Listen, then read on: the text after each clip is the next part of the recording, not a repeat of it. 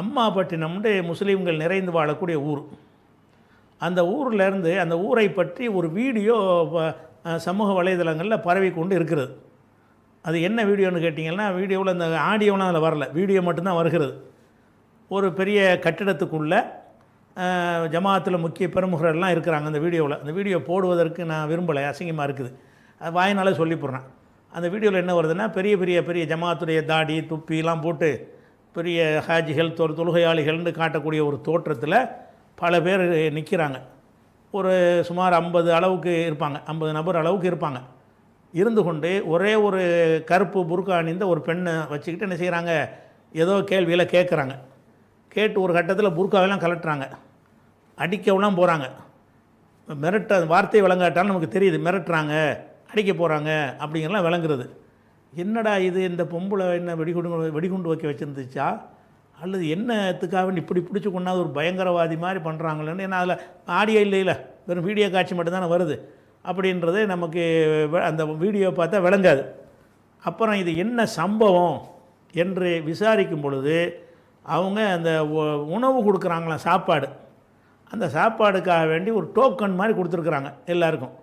அந்த டோக்கனை என்ன செய்கிறாங்கன்னா, இந்த பிடிப்பட்ட பெண் இருக்காங்கல்ல, இவங்க என்ன செய்கிறாங்கன்னா, யாருக்கோ உள்ள டோக்கனை இவங்க ஜெராக்ஸ் எடுத்து டோக்கன் மாதிரி கொண்டு வந்து, அவங்க அந்த ஊரை சேர்ந்தவங்க இல்லை, பக்கத்து ஊரை சேர்ந்தவங்க இருக்குது, அந்த எடுத்து கொண்டு வந்து சாப்பாடு வாங்க வந்துட்டாங்க. டோக்கன் கொடுத்த ஆளுக்கு தான் சாப்பாடு கொடுப்பாங்க. இவங்களுக்கு டோக்கன் கிடைக்கல, உள்ளூர் ஆளுக்கு தான் கொடுப்பாங்கன்னு நினைக்கிறேன், என்னென்னு தெரியல உள் விஷயம். அந்த பெண்ணு வந்து வெளியூர்காரங்களாக இருக்கிறாங்க போல இருக்குது. அவங்க என்ன செய்கிறாங்க, சாப்பாடு கொடுக்குறாங்களேன்னு சொல்லிட்டு நெய்ச்சோறு ஏதாவது கொடுப்பாங்கல்ல, ஒரு ஆசைப்பட்டு என்ன செய்கிறாங்க, அவங்க அந்த டோக்கனில் வந்து ஒரு டூப்ளிகேட் எடுத்து அது சோறு வாங்குறதுக்கு வந்துட்டாங்க. இது ஜெராக்ஸு வந்து தெரிஞ்சிடும்ல, என்ன இருந்தாலும் ஒரிஜினல் எது ஜெராக்ஸ்ன்னு பார்த்தோன்னு தெரிஞ்சிடும். அதை சோறு கொடுக்குறாங்கன்னு தெரிஞ்சு போச்சு. சொன்னால் வாஹ பயங்கரமாக மாட்டி பயங்கர ஒரு குற்றவாளி பிடிச்சிட்டோன்னு சொல்லி இதான் குற்றம். இந்த குற்றத்துக்காக வேண்டி பிடிச்சிக்கிட்டு போய் தான் மும்புட்டு ரணகலம் பண்ணுறாங்க அந்த ஜமாத்தார்கள். அந்த வீடியோவில் பண்ணுற காட்சிகள் பூராவுமே இது சம்பந்தமான ஒரு விஷயந்தான். இதில் வந்து நான் பல விஷயத்தை நான் சொல்ல வேண்டியிருக்கிறது. முதல்ல ஒரு இஸ்லாமிய மார்க்கத்தின் அடிப்படையில் பசிக்காக வேண்டி ஒருத்தர் திருடினா கூட அவனை தண்டிக்கலாமா? திருடினா கையை வெட்டணும்னு சொல்கிற ஒரு மார்க்கம்தான். திருடினா இது திருடு கூட இல்லை, ஒரு போர்ஜரி ஆவணத்தை வச்சு உங்களை சாப்பாடு கேட்டு வர்றாங்க. சாப்பாடுங்கிறது என்ன, வயிற்று பசிக்கு உள்ளது தானேங்க, வேறு என்ன செய்ய முடியும்? சாப்பாடை வச்சு கோட்டையை கட்ட முடியும்? சாப்பாடு வச்சு அரண்மனை கட்ட போகிறாங்களா? ஒரு கப்பு ஒரு பெட்டி சோறு கொடுக்க போகிறீங்க. அப்போ இந்த சோத்துக்காக வேண்டி வந்து அவங்க பொய்யே சொல்லியிருந்தாலும் ஒரு ஃப்ராடே பண்ணியிருந்தாலும் இது வந்து மார்க்கத்தில் குற்றமா? பசிக்காக வேண்டி செய்கிறது குற்றமா? முதல்ல அதை நீ ஜமாத்தில் தலைமை தாங்கிற மார்க்கத்துடைய ஒரு எல்கேஜி தெரிஞ்சவனா இப்படி செய்வானா? சாப்பாடு தானே, இப்போ சாப்பாடு தானே இப்போ கேட்டிருக்காங்க, கொடுத்தா நீ கொடுத்து தான் ஆகணும். கொடுக்காட்டா கூட இல்லைம்மா அது அப்படி தர்றதில்லை, டோக்கன் இல்லை ஆளுக்கு தர்றதில்லைன்னா முடிஞ்சு வச்சுக்காத. இந்த ஃபோர்ஜரியா ஜெராக்ஸ் இன்னும் சொல்ல போனால் வேறு விஷயத்தை நீங்கள் என்னென்ன ஃபோர்ஜரி உங்கள் ஊரில் பண்ணுறீங்கன்னு அசிங்கமாக போயிடும். அதை நான் சொல்ல விரும்பலை. இதில் ஒரு சாதாரண ஒரு சாப்பாடு டோக்கனை ஒரு இதை எடுத்து ஜெராக்ஸ் எடுத்துகிட்டு வந்ததுனால இவ்வளோ பெரிய கடுமையான நிலைப்பாடை எடுத்து வைத்து கொண்டு கேட்குறீங்க. அப்போ ரசூல் ஸல்லல்லாஹு அலைஹி வஸல்லம் காலத்தில் ஒரு ஆள் என்ன செய்கிறாருன்னா, இன்னொரு ஆளுடைய தோட்டத்தில் போய் அங்கே உள்ள கதிர்கள் எல்லாம் பிடுங்கி எடுத்து சாப்பிட்றாரு. கோதுமை கதிர், நெல் கதிர், பசிக்கு சாப்பிட்றாரு. சாப்பிட்டுட்டு இருக்கும்போது என்ன செஞ்சிடறாருன்னா, அந்த தோட்டத்துக்கு உரிமையாளர் வந்துடுறார். வந்து இவர் செய்கிறத பார்த்துட்டு அட்டியை போட்டு அவருடைய ஆடையெல்லாம் பறிச்சுக்கிட்டு போடன்னு விரட்டி விட்றாரு. அப்போ இந்த விஷயத்தை அந்த பாதிக்கப்பட்ட மனிதர் ரசூல்லாட்ட வந்து முறையிடுறாரு. நான் அந்த பசிக்காக வேண்டி நான் சாப்பிட்டேன், என்னை வந்து இந்த அடிச்சு விட்டார், என்னுடைய ஆடைகளெல்லாம் பிடுங்கி வச்சுக்கிட்டு என்ன செய்கிறாரு, அரை நிர்வாணம் என்னை விட்டுட்டாருன்னு சொல்லி புகார் பண்ணுறாரு. அப்போ ரசூல் என்ன செய்கிறாங்க, அவரை கூப்பிட்டு, நீ எப்படி நீ அடித்த, பசித்தவன் சாப்பிட்டானா எப்படி அடிப்ப, அப்படி செஞ்சால் நீ அறிவுரை வேண்டாம் சொல்லியிருக்கலாமே தவிர எப்படி நீ அடிக்கலாம் அப்படின்னு சொல்லிவிட்டு அதை படிச்செல்லாம் திருப்பி கொடு என்று சொல்லிவிட்டு அவருக்கு மேலும் கொடுக்க சொல்லி ரசூலுல்லாஹ் உத்தரவு போட்டாங்க என்றதெல்லாம் நம்ம ஹதீஸில் பார்க்குறோம். அப்போ பசிக்காக ஒருவர் வந்து ஏதாவது திருன்னா அடிக்கக்கூட கூடாதுங்க. பசிக்கு திருடினது வந்து அது பசிக்கு ஒன்றுமே எல்லாத்துக்கும் உலகம் பூரா விதிவிலக்கு இருக்குது. உலகத்தில் உள்ளவன்லாம் பசிக்குத்தான் செஞ்சான்னு விட்டுருவாங்க பேசாமல். விளங்குதா? வயிற்று பசிங்கிறது வந்து ஒரு பெரிய திருட்டில் வரவே வராது. சொல்லப்போனால் பசிச்சுட்டு ஏதாவது ஒரு பண்ணையோ ஒரு வாழைப்பழத்தையோ பசி தின்ட்டான்னா அதுக்கு திருட்டில் வருமா? அது அவன் உயிரை காப்பாற்றணுமா? அவனுக்கு தான் பசியாக உள்ளவனுக்கு தான் ஹராம் ஹலாலாகுமே. பசியாக இருந்தான்னு சொன்னால் இது உன் பொருள் ஹராம் தான். பசியாக இருந்தால் அப்புறம் ஹலாலாயிருமில்ல அவனுக்கு. சாப்பிட்டாதே செத்து போயிடுவானா என்ன செய்கிறது? அப்படி ஒரு மார்க்கத்தில் வந்து இவ்வளோ அழகான வழிகாட்டுதல் இருக்கும் பொழுது ஒரு டோக்கன் கேட்டு ஒரு சாப்பாடை கேட்டதுக்காக வேண்டி பயங்கர குற்றவாளி மாதிரி கொண்டு வந்துக்கிட்டு நிறுத்தி அந்த பெண்ணை விசாரிக்கிறாங்க. சரி, விசாரிக்க தான் செய்கிறேன். உங்களுக்கு கொஞ்சமாச்சும் ஒரு பொது அறிவு, உலகத்து நாகரிகம், உலகத்தில் என்னென்ன எந்த மாதிரி ஒரு விஷயத்தை டீல் பண்ணணுங்கிற அந்த பொது அறிவு கூட இல்லையா? பள்ளிவாசல் நிர்வாகிக்கிறீங்க, ஒரு காமன் சென்ஸும்பாங்கள்ல, அந்த அறிவு இல்லையா? ஒரு பெண்ணை ஒரு அந்த தப்பை செஞ்சுருந்தா தப்பு கிடையாது, உங்கள் அர்த்தப்படி தப்புன்னா என்ன செய்யணும்? நிர்வாகிகள் 2 பேர் இருந்து, ஆமாம் இந்த மாதிரி செஞ்சுருக்கிற, இனிமேல் செய்யாத. இதை தவிர என்ன செய்ய முடியும்? இந்த ஒன்றை தவிர வேறு என்ன செய்ய முடியும்? மூஞ்ச காட்டு, முகத்தை காட்டு, அதை கழட்டுன்னு புர்காயெல்லாம் கழட்டி 50 பேரை கூட்டி வச்சுக்கிட்டு 50 பேர் சுற்றி நின்றுக்கிட்டு ஆளாளுக்கு மிரட்டுறாங்க, என்னென்ன செய்கிறாங்க, என்னென்ன வார்த்தை விட்டாங்கன்னு தெரியல, அது ஆடியோவில் வரல. ஆனால் பார்த்தோம்னா ஏதோ ஒரு வல்கராக சில பேசியிருக்காங்கன்னு விளங்குறது. அந்த அந்த தூரனை வச்சு பார்க்கும் பொழுது அது பார்த்தோம்னு சொன்னால் ஒரு ஒரு ஆட்டை வந்து ஒரு 50 ஓநாய்கள் சுற்றி வளைச்சிக்கிட்டு கட்டிக்க வரும்ல, அந்த மாதிரி இருக்குது அந்த காட்சியை பார்த்தீங்கன்னா.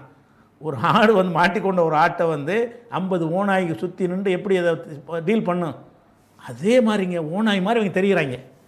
அந்த அம்மாவை ஆடு மாதிரி நிற்கிது. அப்போ நீங்கள்லாம் என்னடா நீங்கள் ஜமாத்தில் இருக்கிறீங்க, நீங்கள் இஸ்லாத்தில் தான் இருக்கிறீங்களா?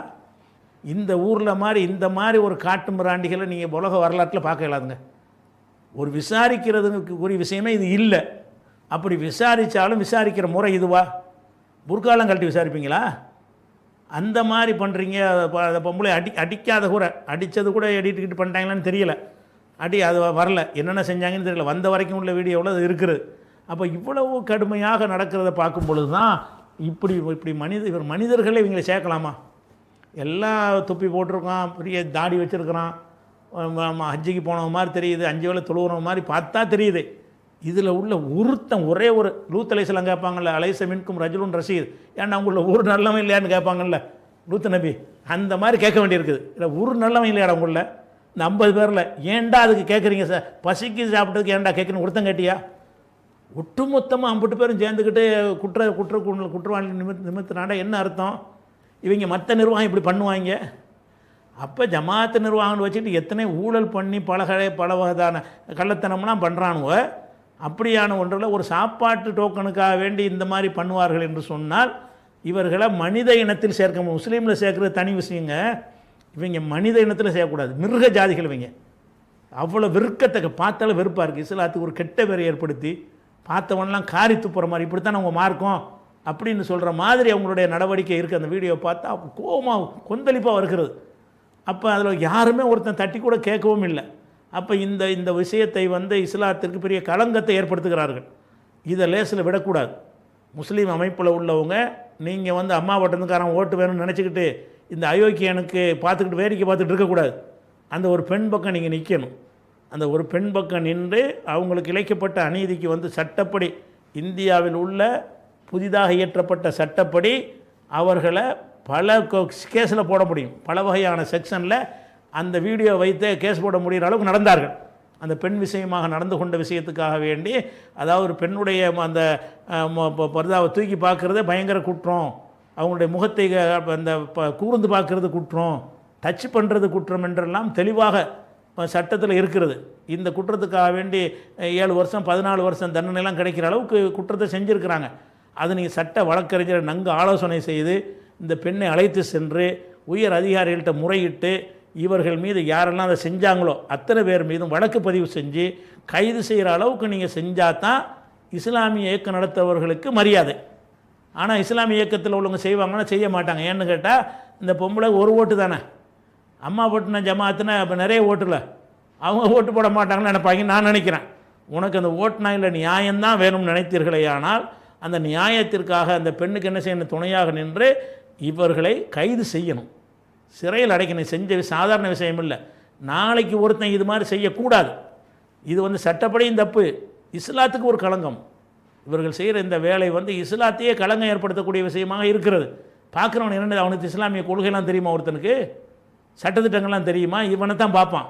ஓ இப்படி தான் இஸ்லாத்தில் செய்வாங்களா, இப்படி தான் ஒவ்வொரு ஜமாத்துலையும் சாப்பாட்டுக்காக வேண்டியெல்லாம் போட்டு அடிப்பாங்களா, பொம்பளை புர்காலம் கழட்டுவாங்களா, ஹிஜாபுக்காக வேண்டி போராட்டம்லாம் ஒரு பக்கம் பண்ணுறாங்க, இன்னொரு பக்கம் இவங்கள கலட்டுறாங்கன்னு நினைக்க மாட்டான். பிற மதத்துக்காரன் பார்த்தான்னு சொன்னான், அந்த வீடியோவை பார்த்தான்னு சொன்னால் என்ன மாதிரி நினைப்பான்? அப்போ இஸ்லாத்துக்கே கேவலத்தை உண்டாக்குற அளவுக்கு இவர்கள் நடந்து கொண்ட காரணத்தினால இவர்கள் தண்டிக்கப்பட்டால் தான் இனி ஒருத்தன் இது மாதிரி செய்ய மாட்டான், அவனே கூட மறுபடி செய்ய மாட்டான். அப்படிங்கிற அளவுக்கு உள்ள விஷயமாக நான் அதை பார்க்குறேன். சாதாரண விஷயமாக அதை எடுத்துக்கொள்ள முடியவில்லை, கடுமையான விஷயமாகத்தான் இருக்கிறது. அந்த வீடியோவை போட்டு பரப்ப நான் விரும்பவில்லை, ஆனால் விஷயங்கள் சொல்லிட்டேன். இதான் அந்த வீடியோ பார்த்தாலே நம்ம கோவம் தான் வருகிறது. அவனால் நல்லா தெரியுது, இப்போ காட்டு மிராண்டியாக தான் இருக்கானோ. இந்த அது அம்மாபட்டினத்தில் உள்ள அந்த அதில் சபையில் இருந்த அத்தனை பேரும், ஊர் மக்கள் எல்லாம் நான் சொல்லலை, அதில் யாரெல்லாம் அந்த சபையில் இருந்தாங்களோ அத்தனை பேரும் காட்டு மிராண்டி தான். ஏன்னா ஒருத்தங்க கூட ஏற்று கேட்கல, ஒருத்தங்க கூட அதை தடுக்கலை, ஏன்டா எப்படி செய்கிறேன்னு கூட கேட்கல. ஒன்று அவனும் சேர்ந்து செய்கிறான், இல்லாட்டி மௌன சாட்சியாக இருக்கிறான். இப்படியான ஒரு கூட்டத்தார் என்பதை நான் என்ன செய்யணும், மக்கள் மத்தியில் இவங்களை அடையாளம் காட்டுறோம். இந்த மாதிரியான மக்களை சாதாரணமாக விடக்கூடாது என்பதையும் ஒரு பதிவாக தெரிவித்துக் கொள்கிறேன். இது ஒரு விஷயம்.